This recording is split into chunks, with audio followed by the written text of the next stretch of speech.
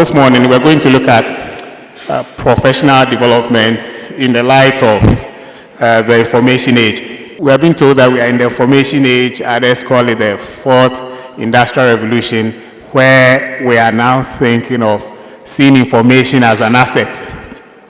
And then also looking at how machines are trying to more like augment what we do as human beings. In fact, others think that machines are even competing with us. Some of the jobs we are doing now, some machines may be doing them better now. So what then do we do as professionals? Do we collaborate with machines, or we allow machines to take our jobs? So I think today we'll go through some basic things and then we'll see how it will help us. Well, first of all, we'll look at what are the challenges businesses are facing in the light of all these changes around them, especially technological advancement. And then secondly, what sort of drivers are causing business to have these challenges? And also equally important, there are certain things in the technology space that are really driving companies to rethink the way they do business. And what companies are doing even now to make sure that they are future ready. Now, I can assure you that what is happening and what machines are doing, if businesses don't reinvent themselves and also bring their employees to speed, they may go extinct.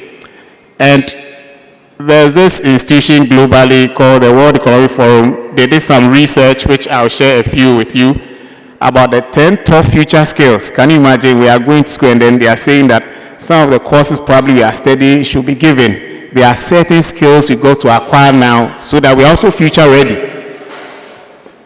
And then also, one of the critical things that I believe that we should have a second look at is how do we even solve problems? You know, it doesn't matter what kind of problem. You should have a way or an understanding of addressing problems. You know, anytime there's a problem, the first thing is that we have our hands in the air. Oh, it's not possible. We can't address the issue. Our thinking or mindset should change. We should have a growth mindset that whenever there's a problem, the first thing that comes to mind is that, what are the opportunities here? You don't raise up your hand and say that, oh, it's a failure. There is nothing I can do about it. And then also, how do we as individuals manage our own careers? You know, you work in an environment and people will be saying, I've been here for 5 years. I've never been trained. The training is your responsibility. It's not organization. And then I've been here, people are going on training, people are going abroad. And most of the time, not all the time, but at times people are thinking of going abroad and getting some per diem and, you know, some sightseeing. But training is your responsibility because you understand yourself better than even your employer. So it's high time we take that into our own hands. And then there'll be some few concluding thoughts. So these are the few challenges. Because of competition, all businesses are trying to improve performance. Why? Because for the same resource, for the same space, there are so many competing players. And even in certain industries, some resources are depleting and yet the players are becoming bigger, or the number keeps increasing. So what that means is that it's up to businesses, if they want to thrive, then they may have to improve their performance. In terms of the top line, which is revenue, very, very important because you've got to make money. And then also bottom line, because you are looking at making money and then also making sure that you spend less to keep that money you have made. The other one is increasing productivity. Like I said, if resources are decreasing to an extent, if the number of players are increasing, then it means that I may have to use less to achieve more. And changing regulations, you look all around you, whether it's a community, whether it's a country, whether it's a sub-region, there are a lot of issues happening around. Climate change, protect the environment, protect the consumer. These are all things that are happening and they may cost money to you as a business. So how do you also manage it as well? And then competition. Like I said, everyone wants to do the same thing you are doing. So they are all out there pushing and pushing to ensure that at least they can also be dominant.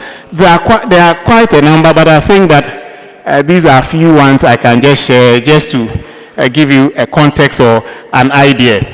What are some of the things that are driving these changes, making companies or heads of companies not sleep?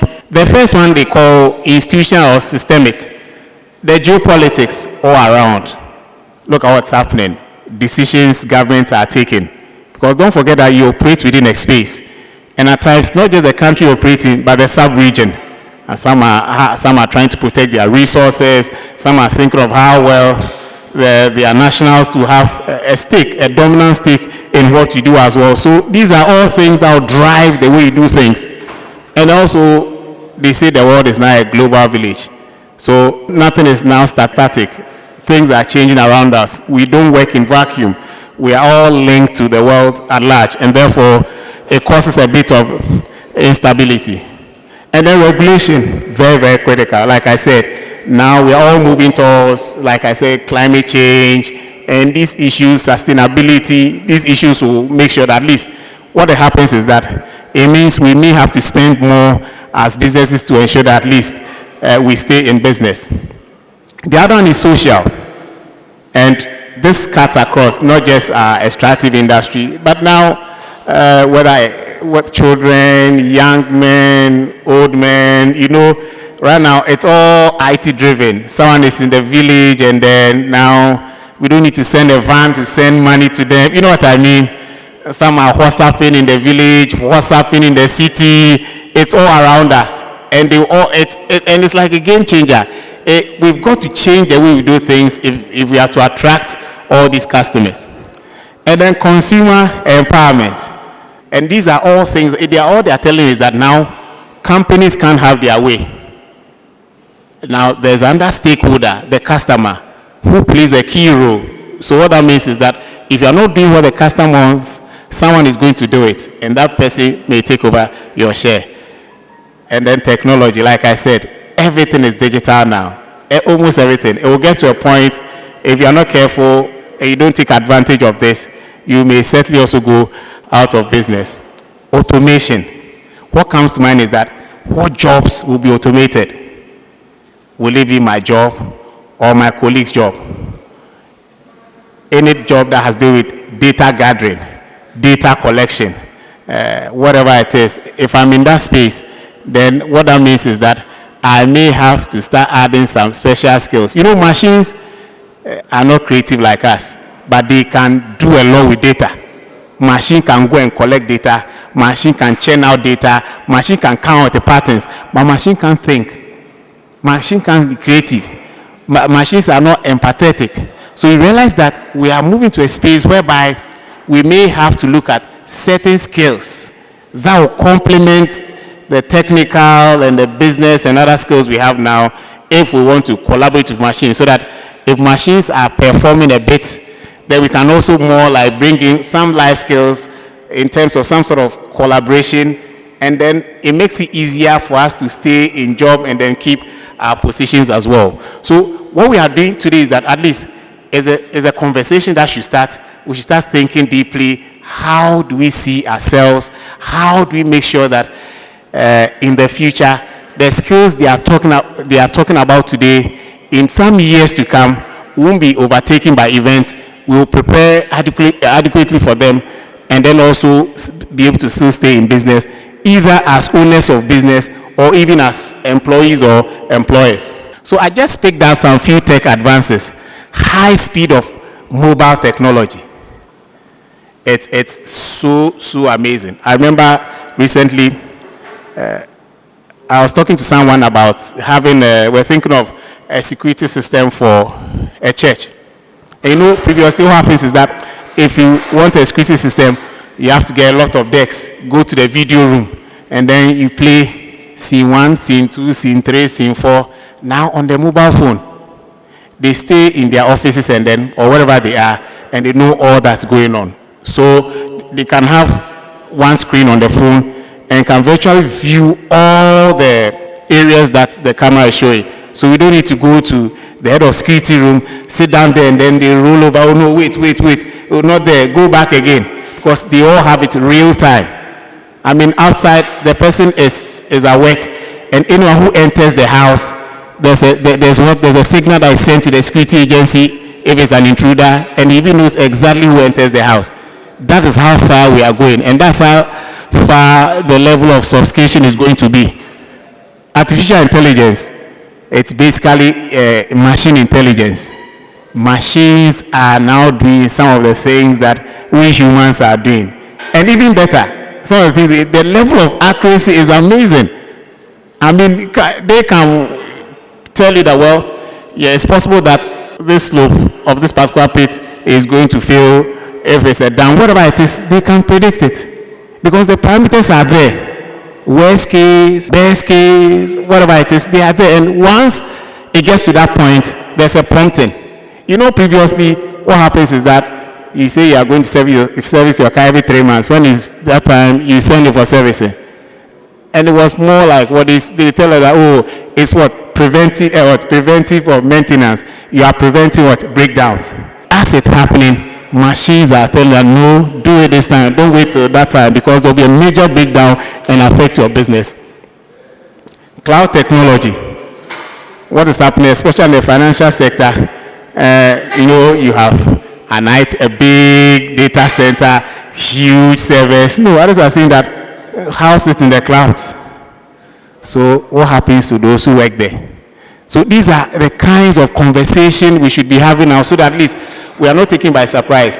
And most of the time they say that, oh, it won't happen now. It's the future. But the future is very close. The future is so close. It's not like 20 years from now, 15. We are looking at within the next 5 years. Maybe I may be wrong. It might not even be 5, probably 3 by 2020. So I think that it's good. The technical skills, I'm a geologist, I'm a mining engineer, I'm a geological engineer, environmental engineer. It's good. It's a given. It gets you the job. But how to make you stay and become a major player is how you reinvent yourself through taking on new skills and then competencies as well. The World Economic Forum, I thought a very powerful institution, did some survey about what organizations are doing with what is happening around. And then they realized that when they interviewed, these are not hundreds, thousands and thousands of people across the world. So they are looking at Asia, looking at Africa, Europe, and then out of the sample, they were asked, are you going to hire new staff with skills with the relevant technology? 84% said yes. So that means that, first of all, they look within. If they don't get those who are in with their skills, if we take 100, 84 says that what? They'll go and look for it outside. And then they said, are you thinking of automating your processes? 81% said yes. Why? Like I said, look, you want to be efficient. You want to make things faster, quicker, cheaper, you've got to automate. Because there you save a lot of money, and then if you are saving money, it means you'll be making more money. It goes without saying. As simple as that. And then retrain existing employees, they said 72%, they said yes. They'll retrain you. But if you yourself are not teachable, you don't have an OP mind, and you tell yourself, for me, that's how I've been doing things all this while. Look at what, you can't manage change properly. What that means is that even when they are retraining you, you might not make yourself so available to be trained, and in the end, you might become probably a persona non grata in the institution. The other one is that they ask them, are you expecting existing employees to learn new skills on the job? Out of 100, I mean, these were thousands and thousands, 65% said yes. So what that means is that as an employee, it means that a lot depends on me really position myself in the whatever industry I'm in whatever company I'm in, for them to know that I have an open mind. I'm open to new ideas, I'm open to new skills, I'm open to new processes, I'm open to new products, so that anytime there's an issue to address, you are the first person they call. You know that managers and directors are particular. You know, there are some people that anything new, they resist. Anything new. Even before you say, oh no, but there's a problem, say, oh, but there's a problem. Even before the manager speaks about something new they are introducing, the guy has thought of the problems already. Oh, but I know it won't work. You know that a company B tried it and it was a big mess. Oh, you know that it's new. It will be difficult to switch and change. Even before you even start, they come in with the reasons why it won't work. And these are not the people that employers want. People who come with why things don't work. When they employ people, they are employing people who are going to provide what? Solutions. And as simple as that. And then others said that they might hire temporary staff. All we are saying is that companies are looking for solutions, whether in new or old people, to address the solution. So it's not like, oh, I've been in the company for 10 years, no one is minding me. No, it's not about how long you've been in the firm, but it's a kind of contributions you come with the firm and what you contribute in terms of attaining the vision or whatever long-term objectives they've set for themselves. So at least this one gives us an idea about what they intend to do. Last year we looked at these skills. Technical. So a surveyor, a mining engineer, a mineral processes engineer, a geotechnical engineer. It's a given. It gives you the job. Because at the end, they won't go and bring someone who studied economics to be on the pit. I mean, or someone who did study mining to be in charge of health and safety. So that gives you the job. But then again, of course, you want to progress. So you need to have an understanding about what's happening around you in terms of your business. How is the price affecting us? How competitive are we?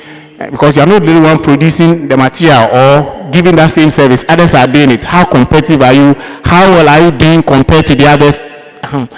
But now they also move towards more of the people skills and leadership skills, the soft skills, the life skills. These are like life skills that, in addition to your technical and business, they are now becoming more pronounced. And these, they take time to build. How do they build them? Maybe through experience, through imitation, being mentored or coached by people, and then over time you tend to gain them as well. So lastly, we talked about these these are skills that you need. Today we'll add a bit of it, which are more life skills and soft. And these were the ones that they said that in the next 2020, the word coming from, they are saying that by 2020, these skills will be in hot demand. And it starts from right now from 1 right down to 10. They talk about complex problem solving. So I intentionally added a slide on problem solving.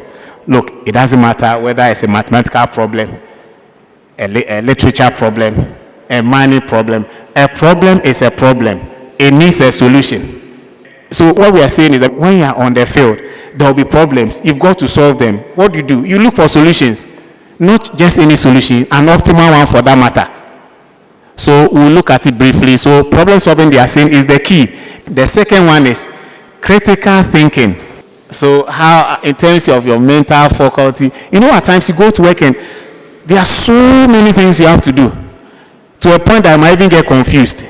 How focused can you be in terms of your thinking, your reasoning, come now with, I mean, what happens is that there are so many routes to a problem. But how do you think through deeply and come up with solutions that are feasible, that are workable, that you can run with? The third one is creativity. So you are looking at these skills and it's not the technical. You think of it, they are more of the life skills. Creativity. They are saying all this because the way the world is going, you need people who are very innovative. I hope you are getting me.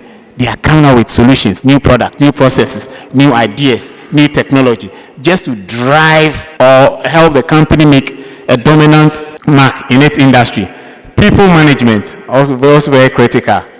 How do you engage people? How do you get people to get work done? I know there are some leaders that they just have a way of getting people to get their work done. It's not that when they are not there, people go to sleep. When they come by, then people pretend. There are some people, they can control people with just a remote control. When they see them, people just say, oh, when I saw him, I mean, just look at how he is this director. When the way he speaks, it just motivates you. I mean, he speaks calmly. He knows what he's doing or she's doing. It's just nice to work this particular head. They have a way of getting things done. And people management, they are critical because human beings, they are a key resource in driving the key decisions of an organization. Coordinating with others. Someone doesn't need to be your friend before you can work together. We are here to work. This person is not my friend. It's about permanent interest, not friendship here. We want to get a job done. No, it's not my friend. It's not my type. It's not your type matter. Getting the work done. I hope you are getting me. That's why you are there. So if you can't coordinate with people, network with people, partner people, collaborate with people. So that's why in school, the project work, the assignment, you are in groups. One person will never work. Wait last minute. And when we are presenting, we'll be shouting on top of the voice as if you did any part of the work. It's all part of the training, because once you start working, you are going to work in groups, you are going to work on projects, and you need to be able to be open to new ideas, accommodate certain behavior. I hope you are getting me, just to make sure that we can get the work done. And then emotional intelligence. At times you go to work and then maybe your boss is a bit angry and he says certain things, or another colleague, I'm going to work again. What is this? Does he know who I am in my family? I'm next to the throne. You know these things, they all have emotion. How can you control your emotions when you get to work? It's a skill. I hope you're getting me, which you've got to adopt. Because maybe you might say something and that's the end of your career. You know it can happen. Can you imagine you have a serious argument with an MD or a director and you say certain wild things? It can cost you your job or even your career. And then judgment and decision making decisions. Why? Because anytime I do something, there are pros and cons, there are returns, there are risks. How do I make a very fair decision to ensure that there's a good balance? If I don't know what is causing the issue, how do I solve the issue? That is why when you go to a doctor and then you are talking, and most of the time you even tell the doctor that you have malaria, but you've not done any test. So he looks at you and then he will just write, go where? Go to the lab. So he'll be listening to you, do some confirmatory test. He's not sure what is the root cause. Go to the lab, pick some blood counts. So he wants to know the root cause of the problem. Once he knows the root cause, what are the possible solutions? Because there are a number of solutions, but what that means is that some may cost us more money than others. Some may cost more money. So what are the possible solutions? Then they will come out of all the solutions, which one is the optimal one? Which one is effective in terms of cost and in terms of the impact? I hope you are getting me. And the last one, it shouldn't be on paper. We've got to do it to get the results. So that's why we're saying that execute the solution. So it's important that once there are problems, we don't fold our arms and think that nothing can be done. But then let's think a bit deeply about the issue and see how best we can address them. So, I mean, this is just to show you so that at least what will happen is that when there are problems, you may solve them. But interestingly, I know we are all studying the sciences, and some of the courses are so relevant. I mean, things like, people run away from courses like at times statistics, at times, algebra, at times matrices, at times differentiation. And these are all, to be frank with you, they are applied in the field of work. Expected value, deterministic, probabilistic, all these things, we apply them. So I think we've got to a stage whereby we have to move our knowledge into reality, transferring that knowledge to reality. So at times you might be angry with a topic, a subject. Remember that one day it will find you out. You might not like, but try and like it. It's not easy. And that's why where the power of networking and group work comes into being. But I also don't like group work. Most of the time I want to learn alone, learn the wrong thing alone, and then get it wrong alone. At least let's all learn together, so I will get it correct together. And if it's not working, when we are wrong, we all get it wrong together and then learn from it. But if you learn it alone, it's not going to help you. But networking, partnership, collaboration, please, no matter, it's a good way to gather from each other, because through that we complement each other in terms of our strengths and our weaknesses. So that was just to let you know about, if there's a problem, the bits and pieces you look out for to try and then address it, irrespective of the problem. Like I said, it could be any problem at all. At least these are basic things that you could look out for and deal with the problem. So in the light of all this, tech advances, skills for the future, issues to confront in terms of problems, challenges of businesses, how do we manage our careers in terms of improving professionally, building ourselves to meet these challenges?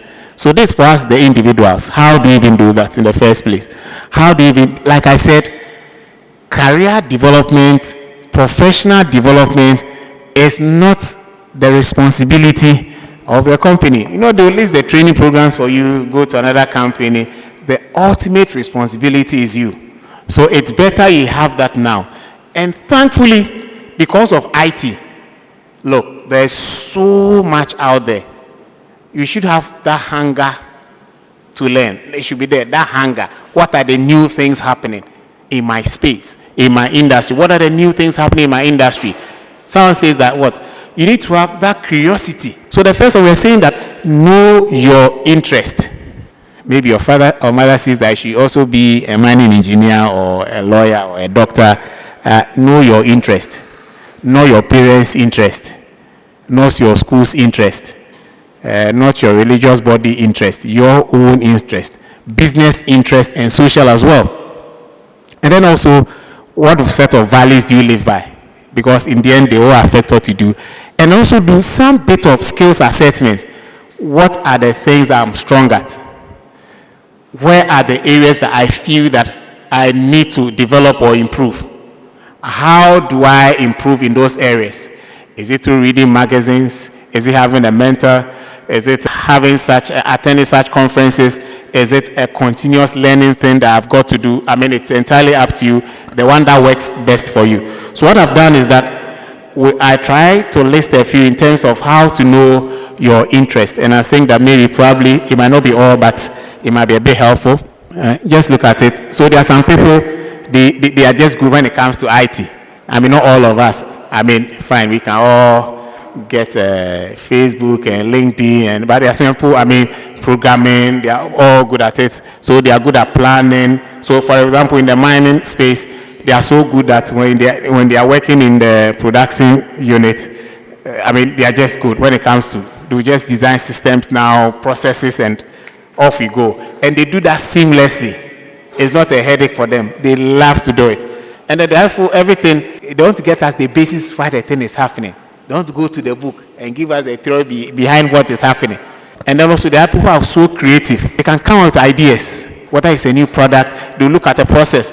I think we can improve this. I think we can come out with this. I think we can do it this way. We can save money. And it's just part of them. So what I did was that, well, just so in terms of these things, just look at it and see if these are just there are many of them.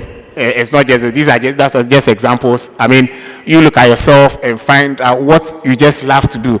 And it comes naturally, you know. You don't struggle to do it. You know what I mean? It just comes naturally. The other one is working with people. You know, there are some people, I mean, when you see them, when they are here, you know they are here. You know, they are people like that. Anytime they enter a place, you know they are there. They can influence, they like chatting, they flow with everyone.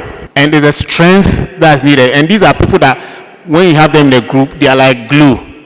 They bind all members of the group. And if you have that skill, why not? You'll be good at managing people, relationship. It doesn't mean that you're a weak box, but at least what it means is that when you need to be strong, you are strong. When you've got to also try and then relax a bit, you also relax. And when people see you, they are happy. You know, there are some people, when their boss are not there, it's like holiday for them. When the boss there he comes again. I need to carry my load again. But for example, when the boss is not there, they are like, they have missed, you know what I mean? Because when they are there, they motivate the other team members. And then the others, they just love to teach. I don't know whether you have some, because when we were studying in school, I had a colleague who just laughed. Like any small thing, you pick a paper and a pen, he wants to teach us. They just love to teach. And this one, in terms of control and influence, especially when you're up there, there are some people, when you see them, you just see that leadership ability in them. When there's confusion, oh guys, let's sit down, let's just solve this issue, A, B, C, D, they just have it. Not that they want to be, let me use the local balance, not that they are too known, just in quotes, but then it's something they have. They are just used to just leading people. Control, influence. I think it was about a Harvard paper. These are a few things they talked about, which I feel that is important to have here. And then you meet these people. Can you imagine that you are a mine and then you have issues with the community, and someone has to come in there and try and then influence and then find a way of getting the buy-in of the locals. And these are the people you might need. So community relations, community affairs manager, they just have a way of letting people buy into ideas and decisions that we've got to take. Let me look at the values bit. This is about the work values. Values is just a system of beliefs, but I'm looking at the work values here. But in addition to work values, you've got to have good values, because it will help you keep your job. And once people can trust you with a resource or a rule or a position, why not? You are good to go. Because once you lose that trust, is that your career is out of the window. But our focus here is the work values concerning work, a belief system. Some people only think of the financial reward. So he looks in the newspaper, $10,000. This is what we've been talking about. So it's all about the money. So 1 year it's not working, he moves on. This one is paying 15,000. Oh, this one is paying 18,000. It's all about the financial rewards. It's not a bad thing, but we just share with you that make sure it's always a balance. The other one is the tax reward. Interestingly, there are some, they don't mind, just put me in a corner, just pay me. I'm not here to do anything. Just as long as I get my pay, who cares? But this one for tax, they are thinking of developing. So they don't want to grow, they don't want to be extinct, they want to make sure that at least they are developing day in, day out, they are building experiences which they believe that in some few years to come, they can deploy it in other roles. And then the others are the career rewards. Others are looking to maybe, I want to work here because I know they have a strong management, they have a strong work values, strong ethics, I want to be there. Others also think of it that way.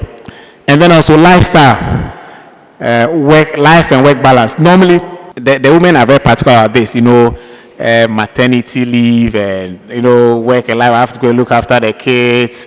Now, even some organizations, maternity leave is now 4 months. It's not 3. And others, they are still pushing. I mean, it's not a bad thing. It's also good because you also need to take care of the family as well. So these are things that, but I believe that, in my own view, I believe that if I focus on the tax more and the career, the first should follow. I mean, over time, may not be as quick as I want, but I believe that, look, if I'm doing something that challenges me, if I'm thinking of opportunities, there's a belief that I may be solving certain critical solutions that may be noticed and be getting promotions which will reflect in the financial reward. I hope you're getting me. To the extent that if I'm making so much money to them, they will ensure that I live long so that I can still be making money for them. So then they'll be a bit flexible for me to over here. So I strongly believe, it's my own belief that if the focus is on the second and third, it's very likely that the other two may follow. But if you are starting very young and the focus is on financial rewards, it's a bit tricky most of the time because you might realize, you look at your CV and then in just 5 years, you've worked with like 5 organizations.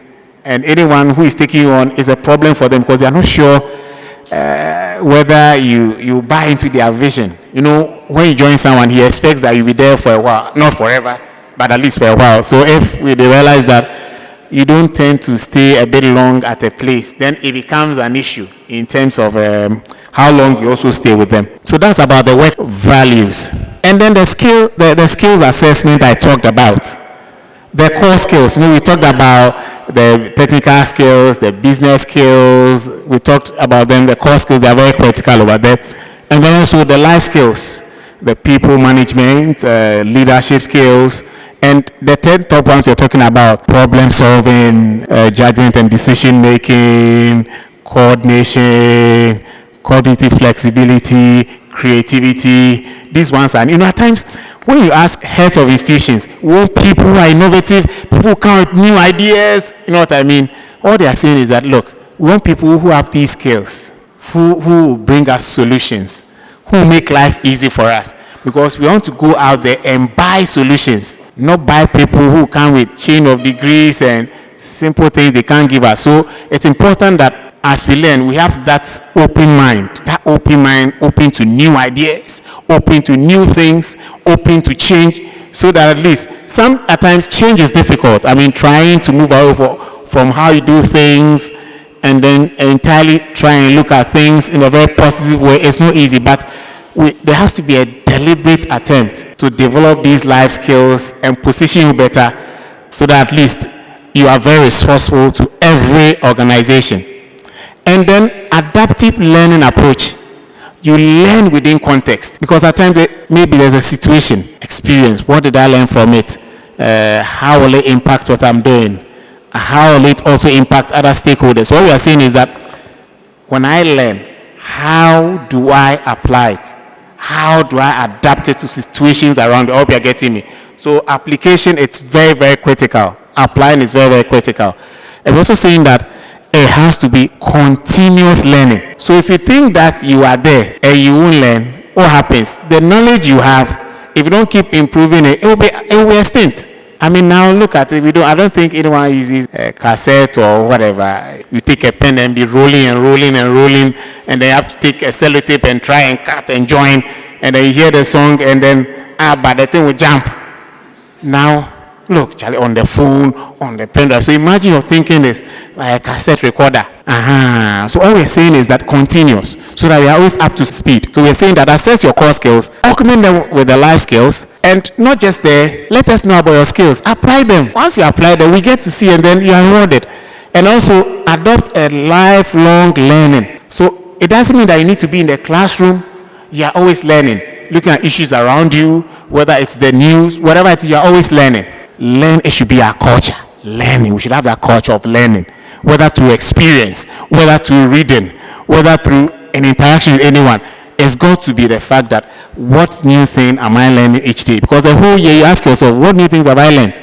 And how am I going to apply it in my future life? It's very, very important. I'll end by saying this. Let's learn, let's unlearn, and then relearn. What should we be learning? Learning new things. Because the world is changing around us. What should we be unlearning? The old things that are not relevant. Yes, and then what should we relearn? The things that are still relevant, that we feel that they should still be in our minds, and then they'll play a very key in our lives. Someone said that scale up in order to stand out.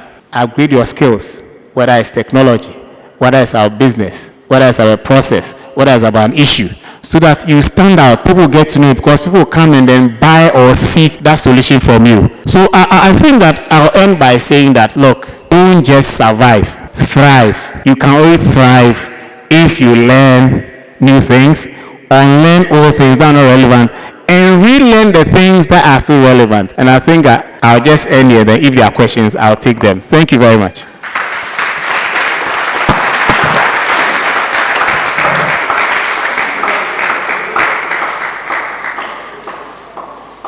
Questions? Lawrence, please come forward. Thank you very much, Mr. Boahene. I wanted to find out that with some of the skills that we learn outside school, let's say maybe I'm into IT, I really like using graphic designing and all that, and I'm applying for a job to be a mining engineer or maybe a geologist. Would it be advisable for me to add certain skills like those, graphic designing and stuff like that, to that on my CV? Thank you. Yeah, thank you very much. Previously, when things were very static and I'm applying for a certain role, I just list the competencies for that role. I mean, I'm a mining engineer, so I just list the key things. But then what's happening is, like you rightly said, they are looking for people with open mind. And then even at times when they are employing, we are looking at not just what's on paper, your attitude, and the fact that you even have certain skills we can deploy. So it's very, very important that even when you're applying, make sure that these life skills, in a very subtle way, especially when you're writing about, there's a bit on top about, how do they call it? A brief profile. They have something short, the summary, they have a way that is couched in a very subtle way. The fact that you are open to new ideas, and the usual thing, right?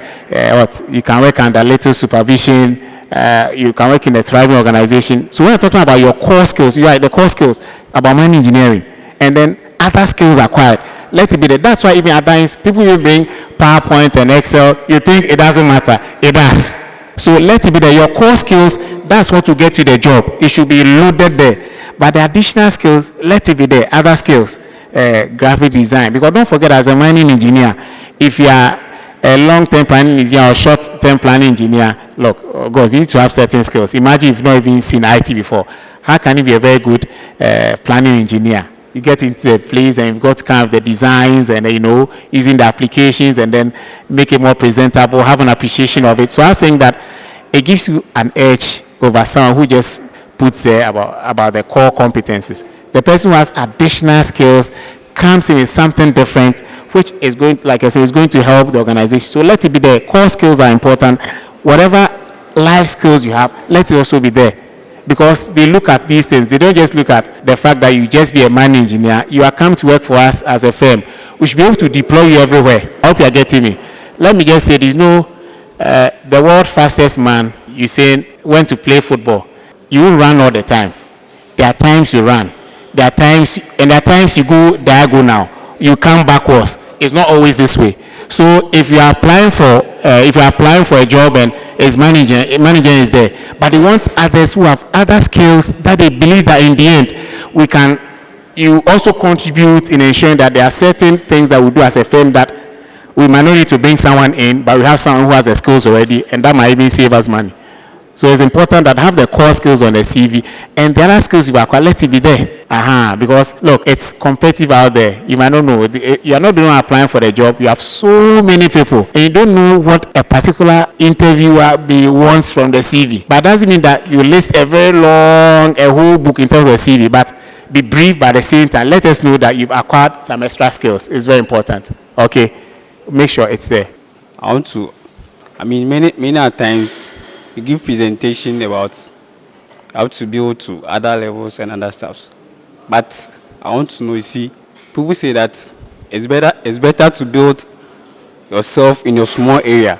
To be competent, if you are a chemical engineer, you need to build yourself in the chemical engineering. Yes, no more in it, and then you'll be okay. But you come to program and then go this. You become confused, and then, so I want to take up on that.